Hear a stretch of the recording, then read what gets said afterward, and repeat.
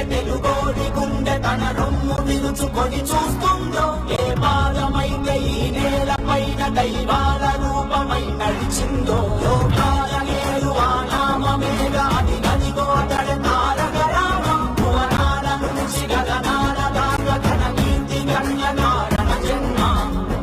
ఎంత పుణ్యం చేసుకుందో వెండి తెర నిను కనగా, ఎంత కీర్తి పొందెనేమో పాత్రలేని కలతో.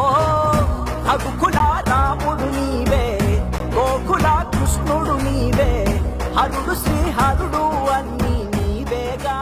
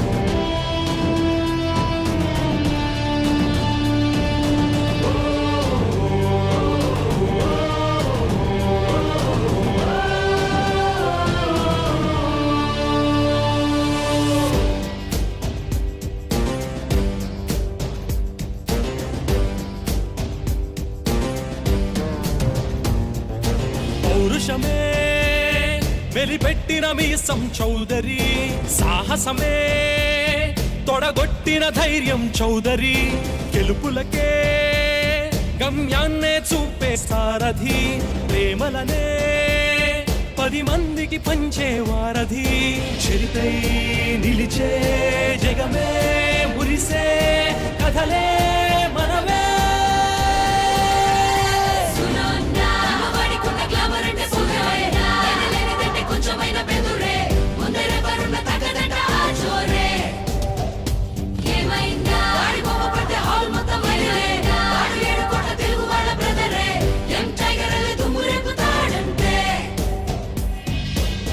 విడువని విలువే మనలో మమతే అందరికీ పంచి, మార్పుకు రుజువై యువతే నిలిచే జగమే గెలిచే. సాటే లేనిది ఆ ఘన కీర్తి, ఆ తారక రాముడే కథ మన స్ఫూర్తి, కృషి మన కూపిరి తరమగార్తి, మరి యశమే వశమై పొందగ వ్యాప్తి. రంగమేది చూస్తున్నా మరి ముందు వరసలో కమ్మ, రొమ్ము విరిచి చెబుతున్నా మరి నమ్మనంటే నీ కర్మ. భయపడని నైజానికి నాంది చౌదరి, మనిషైనా క్రమశిక్షణ రూపం చౌదరి, కలనైనా తల వంచని తెగువే చౌదరి, రణమైనా వెను తిరగని పొగరే చౌదరి, సమరానైనా స్నేహానైనా గెలుపే. అదేవిధంగా రాష్ట్ర మంత్రివర్గంలో తుమ్మల నాగేశ్వరరావు మంత్రిగా చేరిన తర్వాత కొత్తగూడెం నియోజకవర్గం మీద ప్రత్యేకమైన దృష్టి పెట్టి అభివృద్ధి పట్ల వాళ్ళు అనేక విషయాల్ని సాధించి మనకు హెల్ప్ చేస్తున్నారు. గతంలో జరిగిన వనభోజనాల్లో కూడా ఆ రోజు మంత్రి తుమ్మల నాగేశ్వరరావు గారు, ఎమ్మెల్యే సాంబశివరావు గారి మధ్య మనందరం కలిసి ఈ కొత్తగూడెం అభివృద్ధి చేయాలని ఆలోచించడంతో మనం అందరం అడగగానే ఆ రోజు యూనివర్సిటీ ఆఫ్ హెల్త్ సైన్సెస్ ఇద్దరు కలిసి సీఎం గారిని ఒప్పించి శాంక్షన్ చేశారు కొత్తగూడెంకి. కోయంబత్తూరులో ఒక పారిశ్రామికవేత్త ఒక మామూలుగా చదువుకొని ఆయన మొత్తం ఆ విలేజ్, ఇప్పుడు ఆయన ఎడిసన్ ఆఫ్ ఇండియా అంటారు. మనకి ఎడిసన్ తెలుసు కానీ జీడి నాయుడు గారికి చాలా తక్కువ మంది తెలుసు.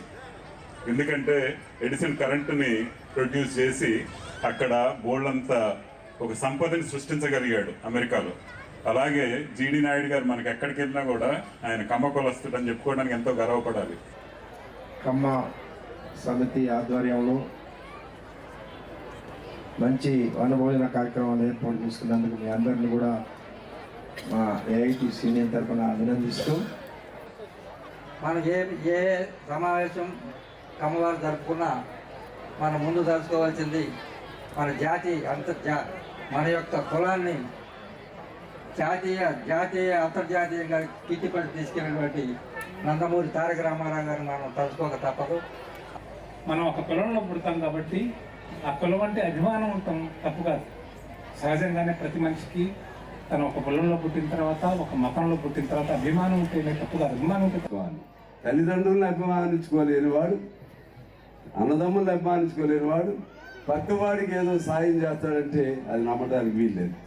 అందుకని ఇవాళ ఇష్టం ఉన్నా లేకపోయినా కుల వ్యవస్థ ఈ దేశంలో ఉంది కాబట్టి, కమ్మ కులంలో మేము అందరం పుట్టాం కాబట్టి ముందు తల్లి లాంటి కమ్మ కులాన్ని నేను అభిమానించాల్సిందే. ఆ అభిమానంతో పాటు ఇంకా నేను చెప్పాలంటే అది అంతిమంగా ఏ కులం అనేదైనా సరే నిన్ను పక్కవాడు అభిమానిస్తేనే నువ్వు నీ కులానికి సార్థకత తెచ్చినట్లు. ఎన్టీ రామారావు గారు ఉన్నాడు. ఎన్టీ రామారావు గారికి అచ్చగా కమ్మ కులంతోనే రాలేదు. ఆ రోజుల్లో అన్ని కులాలు కూడా ఎన్టీ రామారావు గారిని తమ సొంత మనిషిగా భావించాయి. వెను తిరగని పొగరే చౌదరి, సమరానైనా స్నేహానైనా గెలుపే మనదే.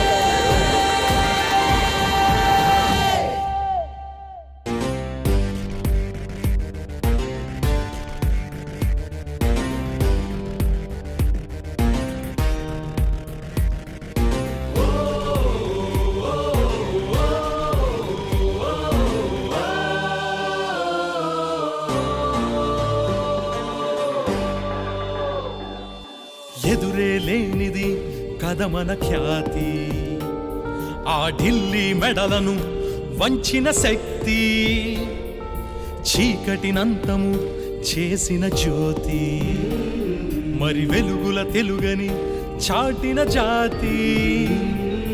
కృషితో నాస్తి దుర్భిక్షం, కమ్మవారి తొలి సూత్రం, తిరుగులేని ఆ సంకల్పం, ఉక్కుపాలతో మా సొంతం.